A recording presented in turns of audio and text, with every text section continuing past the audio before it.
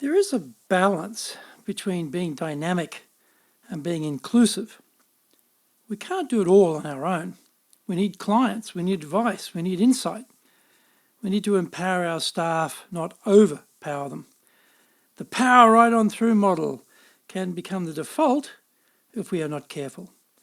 It usually happens without us even knowing it. This is where our poor self-awareness starts to hurt us. Stop what you are doing and listen. Are you really listening? Are you getting suggestions from your team, or is it an idea-free zone at your shop with a Muzak-like monotone soundtrack?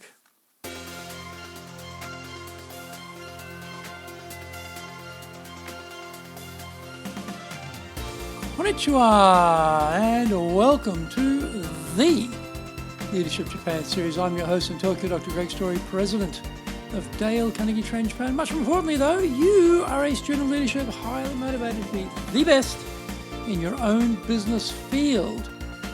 Today's show is brought to you by the Leadership Training for Managers course. Every organization needs more and better leadership. This course enables you to achieve those aims.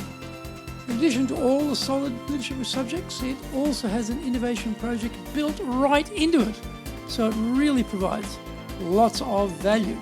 Hosted in-house or send people to our public programs.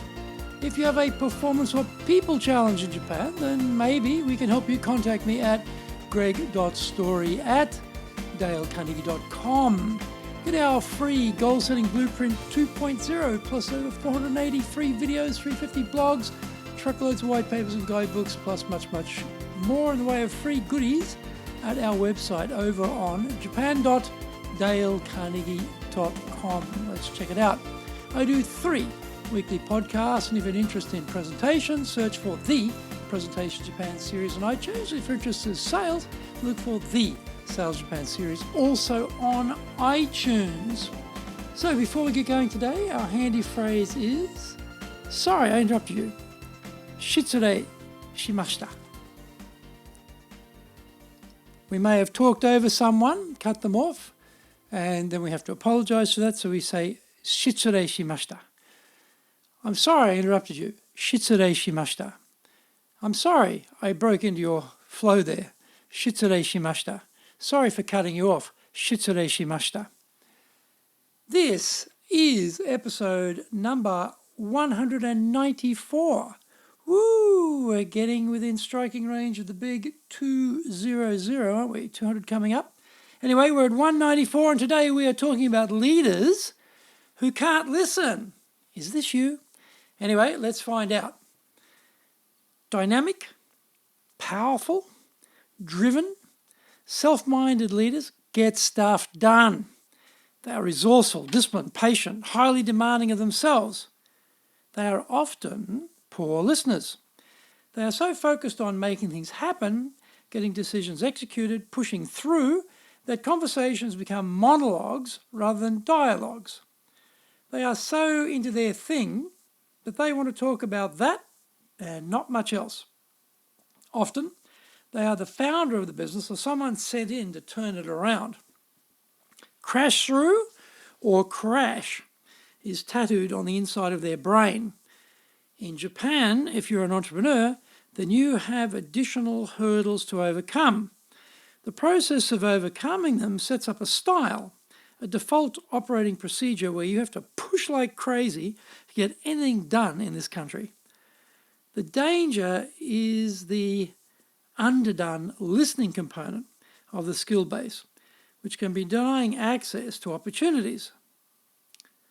Vital information isn't being processed. This is because the leader is only operating with a push-out approach and a no or very little drag-in. Rather than carefully listening to the client, the dynamic leader wants to tell the client about a whole range of exciting things coming up. The powerful desire to drive through is not free. Missing clues, hints, subtle references has an opportunity cost. Because these leaders are so result-focused, they have pretty low self-awareness. They're oblivious to the signals. They just don't see their listeners' frustration with being assaulted with all of this energy, passion, and commitment. All good things, but usually good things for us, but of relative interest to the listener, who is also selfishly self-absorbed. They want their moment in the sun too, but they don't get it. In sales, we say selling isn't telling, and leaders are salespeople. They are selling a vision for the future, a direction, a corporate culture, a business plan, a set of values. Just hammering people with the content by occupying all of the airwaves and trying to beat people into submission doesn't work. Another sales quote: "A man convinced against his will is of the same conviction still." And this is what happens. Steamrolling over the top of the listener may make the leader feel bolshy and good, but the listener is not really sold. What should leaders be doing? Slowing down is against their dynamic nature, but a lot is revealed when they do this. The listener is given more chances to comment. When we are talking at someone, we only know what we already know. When the other person can contribute and make it a dialogue, we have the chance to learn new things or gain new perspectives. We also build a relationship. We are showing respect for the other person and they appreciate it. They become a supporter because they have a sense of engagement with the issue, rather than feeling like a casual observer of something that has very little to do with them. Asking questions is a simple but important way of engaging the other person. When they are feeling engaged, they are more cooperative, more loyal, more resourceful. And this is particularly the case with staff.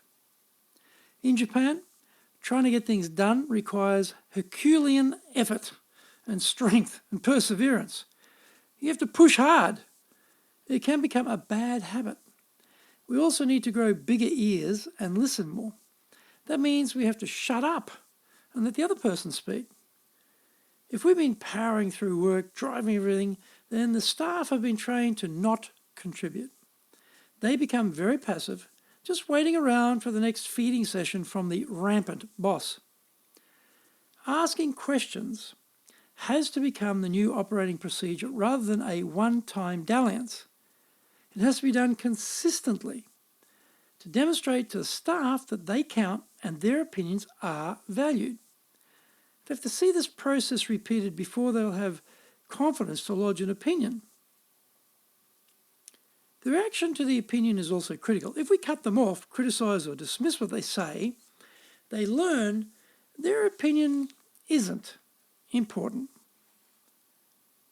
Subsequently, they keep it to themselves after that.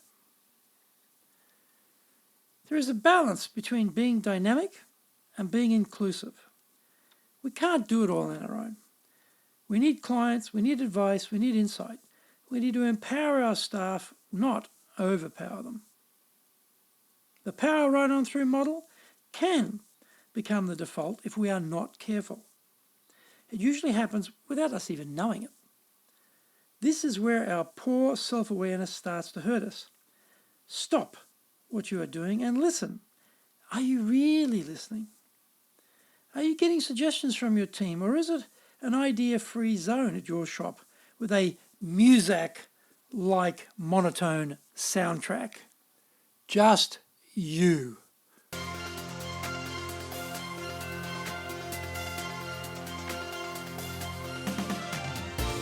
Thank you for joining the Leadership Japan series, and we hope you enjoyed today's show, brought to you by the Leadership Training for Managers course. As mentioned, if you have a performance or people challenge in Japan, then maybe we can help you. Contact me at greg.story@dalecarnegie.com. Also remember to access your Dale Carnegie training free reports, white papers, guidebooks, training videos, blogs, newsletters. Oh man, there's a lot over there. It's at japan.dalecarnegie.com.